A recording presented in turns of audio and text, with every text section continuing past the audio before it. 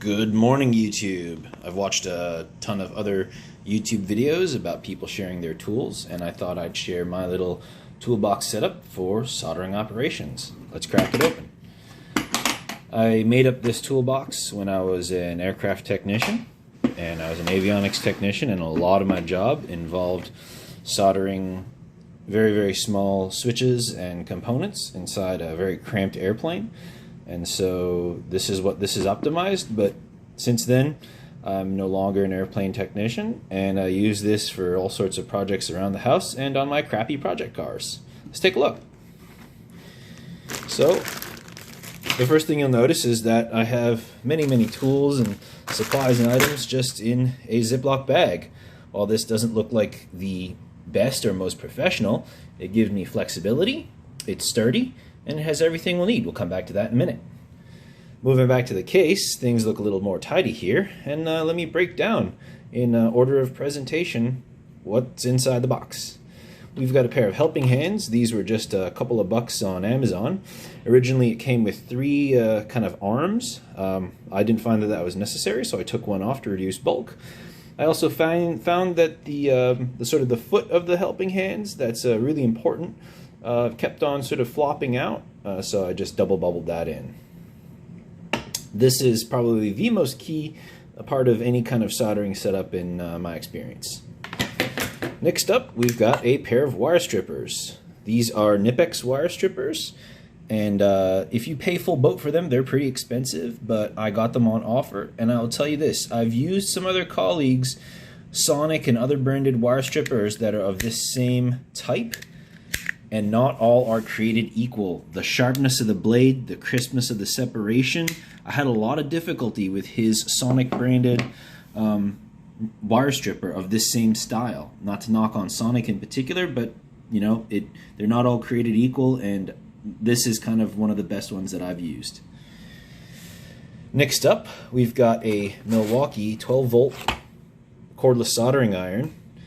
There are many cordless soldering iron choices out there, butane, battery, AA battery powered, but due to other cross compatibility that I wanted, this was my choice. The best thing about this is that there's a little button here that you can click over and it becomes a right angle. This is really key when soldering in tight spaces or just, you know, reducing fatigue. Next that I wanted to show you was this little doohickey of steel wool. This is kind of one of the most important things when soldering, which is keeping your tip clear. And I'm sorry, this is brass wool, not steel wool. And brass wool rather than steel wool will make sure that it just gently brushes off the solder off of your tip and does not mar up your tip. Using brass wool makes your tips last forever. Anything else gives them a shelf life. Got a spare battery, because even though these are the 2 amp hour batteries, which generally last okay, long soldering sessions can sometimes drain this little tool's 12-volt battery, and the tool does not feature an auto shutdown, for better or worse. It does feature a little temperature lookout, I'm still hot indicator. It's a good tool. I like it.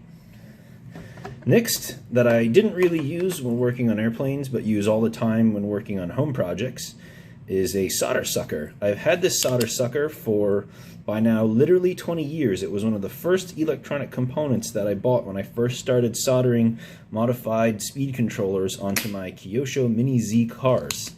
This thing has just been a complete champ, and I like it. I have no idea what brand it is.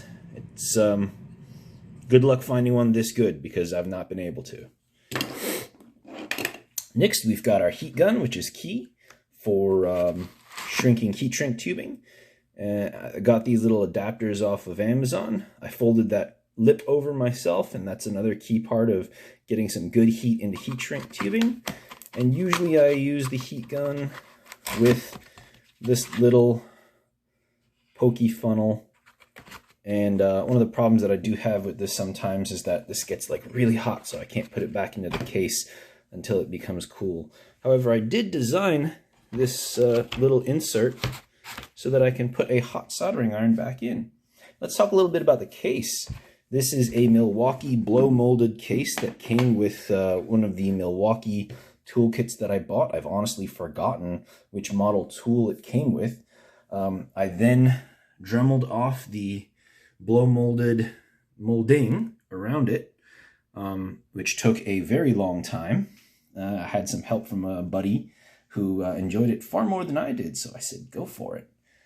And then I got some foam that was packaging from, I don't even remember what, but just cut that with a knife reasonably neatly. I'm not crazy, but it works good, holds things securely, and works good, lasts a long time. Let's move on to just show you really quickly what's in my Ziploc bag. And while not fancy, I think it's got everything I need. And heck, the beauty of this is that you may have different needs and you can put different things in it. Just empty it all out. I've got some desoldering wick wire type thing, which sometimes is useful, but I generally don't really like this. I've got some solder, rosin core solder. I've got a boatload of environmental splices here. These are crimp splices that you then heat to seal them. These are specified on the airplane that I used to work on. These are incredibly useful. These are hemostats. I actually found these in the console of a truck that I bought, but you can buy these from Harbor Freight, and they are super useful to grab wires and just like do delicate wiring work. I've got a variety of just random wires that I've kept around, and some heat shrink tubing of small and large diameters. You note that I don't have any scissors or pliers or cutters, and the reason for that is this is strictly a soldering task suitcase. So if I'm going to be doing a soldering task, I'm almost definitely going to be taking along the rest of my tools suitcase, which I might show in another video. And in there I have my knife and my pliers and cutters and such as.